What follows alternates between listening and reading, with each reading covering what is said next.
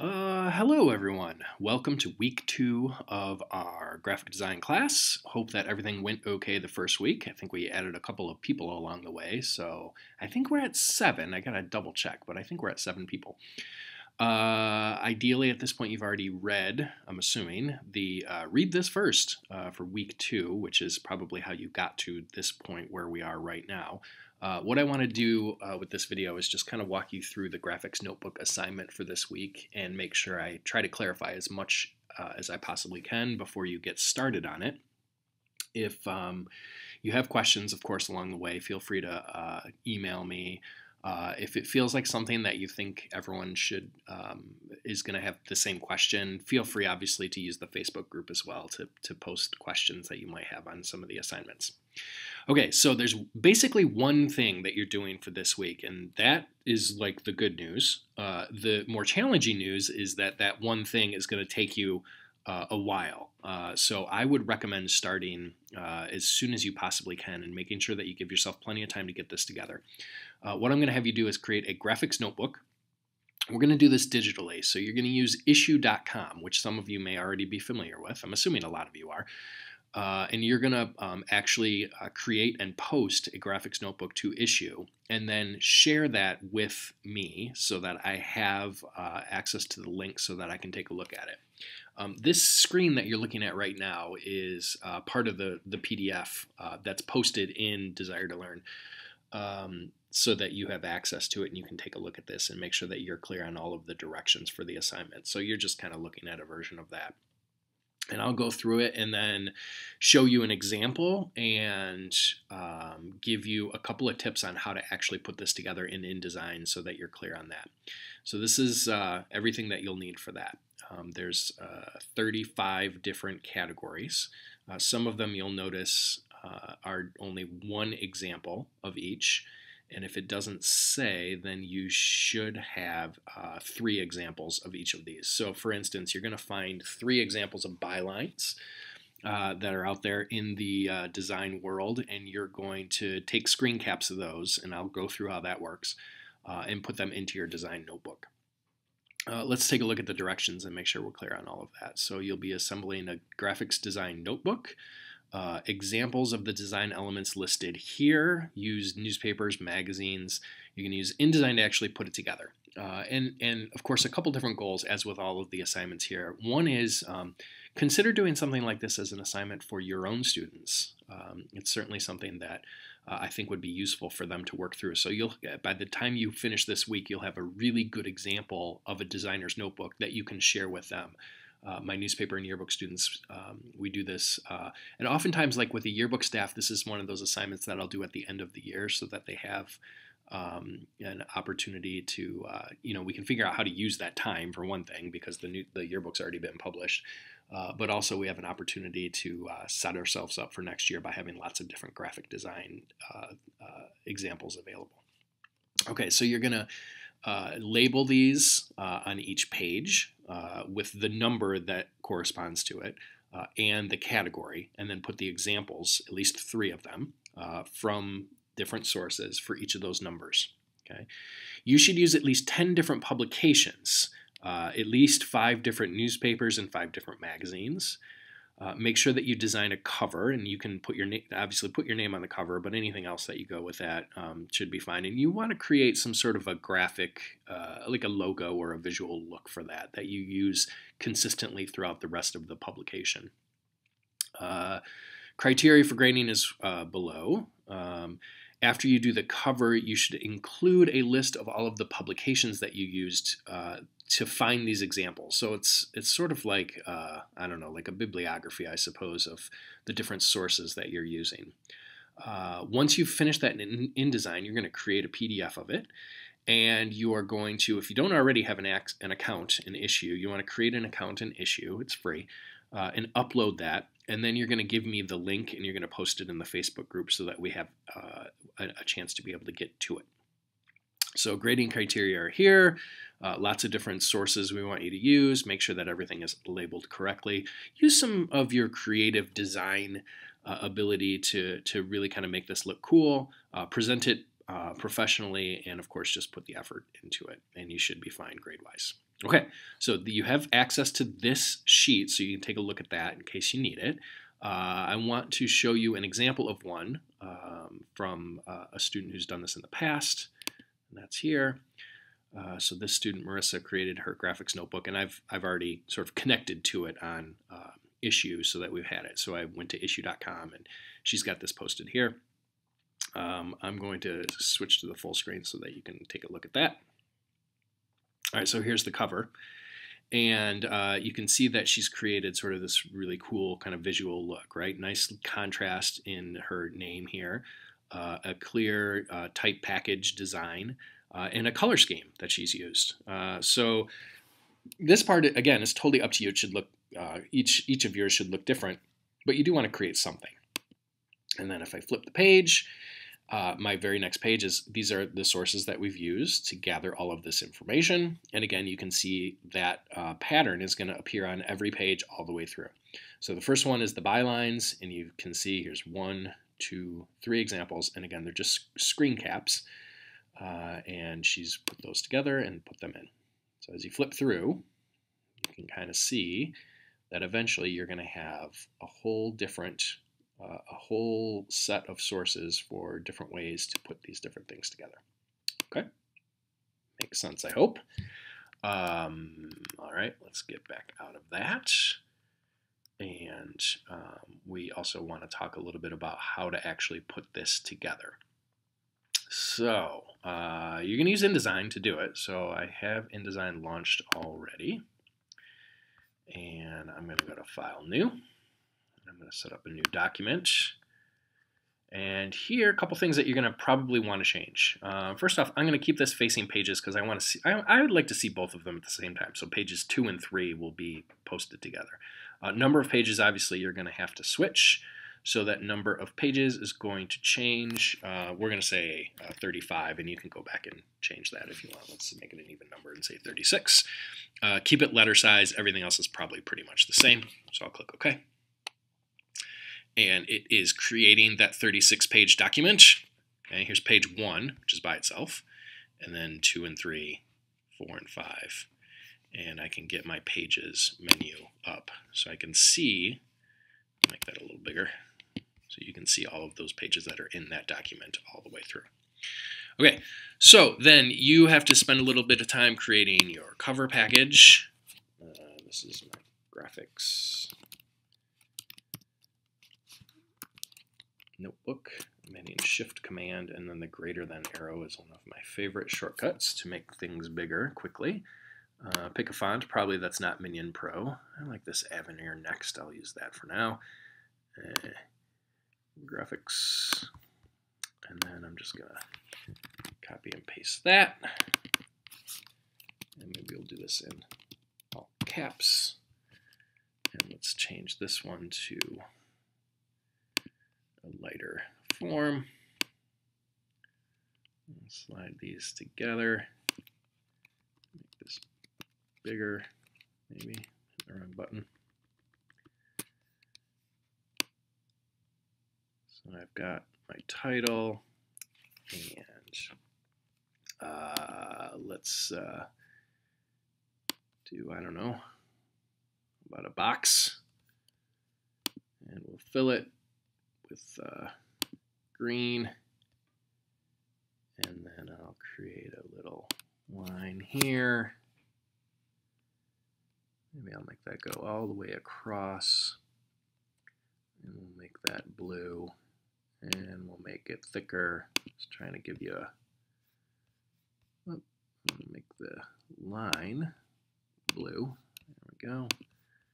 A quick version here. So is everything aligned to the baseline? It doesn't look like vertically it's aligned very well. I don't think I want that stroke around that box.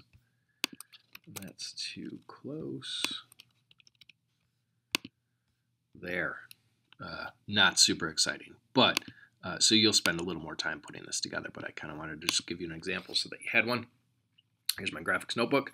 I'm going to copy and paste this so that I have those text attributes, and put my name down here, and we'll align that to the other pieces just like that. Okay, so there's my cover. It's not great. I'm not suggesting that it is, but you've got an example of a cover. Okay, and I have a kind of a design scheme here. It's not a very good one, but I've got a design scheme that I can use and reuse throughout the course of this graphics notebook. So to do that then, let's get that swatches back in there. I'm gonna, let's see, I think I want to copy not all of that. That text box is too big. I'm gonna copy this, and I'm gonna go to my pages, and I'm gonna go to page 2, and let's paste that. And then this can become sort of my repeating graphic visual element as I work my way through this. And maybe on page 3, I'm going to copy and I'm going to paste in place. It's up here.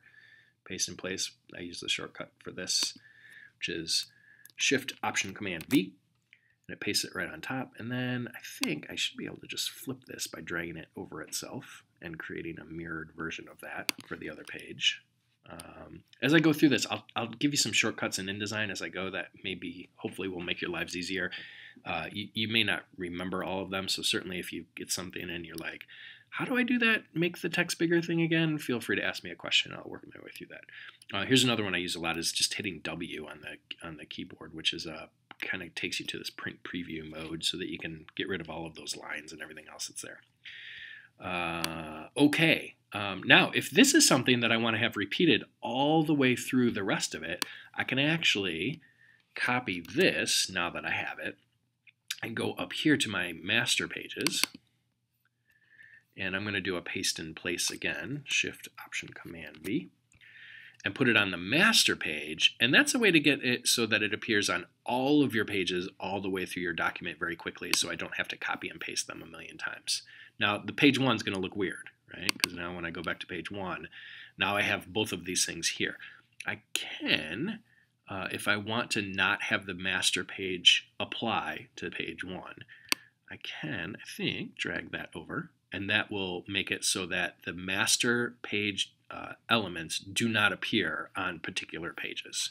But you can see now, as I scroll through, it's on all of the rest of these pages all the way through.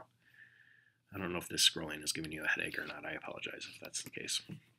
All right, so there's my graphics notebook, and I've got all my pages. Remember, your page, your second page should be your list of sources that you had these come from. But I'm going to use my second page as like my first example page. And that first example was bylines. So let's just, I'm gonna copy this. I like to do things the quick way if I can, and rather than recreating my graphics, my font scheme, I can just change the letters. So we're gonna say bylines here. Maybe we'll make that a little smaller, make it fit. I don't know about the Y going through that, but that's okay. We'll leave that there. And then this one, let's change this and just make it a 1. And I'm going to make that bigger. It's going to disappear because my text box is not big enough for it. But there's my 1. Let's throw that there for now. So now I've got my first page and I have space for it. I may have made this too big, right? So I could shrink that to give my, because I'm kind of using a lot of the page just for the headline, which is a little silly. But now I've got a place where I can find those examples. Okay, so let's find some examples of bylines. So we're going to go back to the internet here. And that's the same graphics notebook example that we have. Issue is actually a good place to find some of these examples, right? If I go to Issue, I'm going to have lots of different examples of different magazines and newspapers and everything else. And let's just see, The Knot appears to be a magazine about weddings. And if there's stories in it, hopefully there are, I can find some bylines. I'm going to have 150 million pages of ads, aren't I? All right, wait for it. Come on. Oh, this was a terrible example to pick. Okay, I'm getting somewhere. Still not any stories. Oh, that story didn't even have a byline. All right, let's pretend that Justin Alexander was my byline. I don't think it is. I'm assuming that's the designer. But I'm going to use this as the person who wrote the story, and then this is the story. All right, so I'm going to screen cap that. If you're on a Mac, it's Shift Command 4. Gives you these little, what do you call those? Like the target bullseye thing. That's not what it's called. And I'm going to take a little bit of that story, and I'm going to take that. And it makes that cool noise when I screen cap. It actually saves it to my desktop, so I'm not going to worry about that too much right now. All right, so I found one from issue. Terrible example. This is what you get when you don't actually prepare these things ahead of time. Another good example, and I'll put links to these in the read this first. So you'll have a link to issue. You'll have a link to the museum front pages here. And I've already set it up so that it goes directly to it, and I have a whole bunch of different examples. Let's take a look at how about the Mobile, Alabama Press Register. These are all today's front pages, which is another cool source if you'd like to use that. So here's their front page. Kind of a cool little package there. And there's an example of their byline, and here's another example of the byline here. So let's do a Shift Command 4. And I like to take a little bit more of the story here so that you can get the context of it. But how much context is up to you. Okay, so there's a second one. And then here's a third option for you as far as a source. I'm going to newspagedesigner.org. And I can go to, where can I go? Portfolios, and then magazine. I guess I have a magazine. Let's do an online. Let's see what pops up. These online pieces, I'm not really sure. There's a interesting looking piece. Is there a byline? There is not. Let's go back. Looking for a byline. And one thing to keep in mind with these as you look through them is these are not vetted at all. They're just sort of like sources as you go through, and so you may or may not get great examples, but sometimes getting poor examples is useful for you in a class as well. All right, so let's do view full size. And I do have a byline up here. We can zoom in a little. Whoops, it's just going to let me zoom once. Shift Command 4. Draw my little hash mark. It's kind of an interesting way to do a byline, almost as a deck. Okay, I've got my 3 examples. So now I'm going to go back to InDesign, and I have my byline page. Okay, and that's really big. Let's just shrink that down so it's not taking up so much page. I'm going to place those.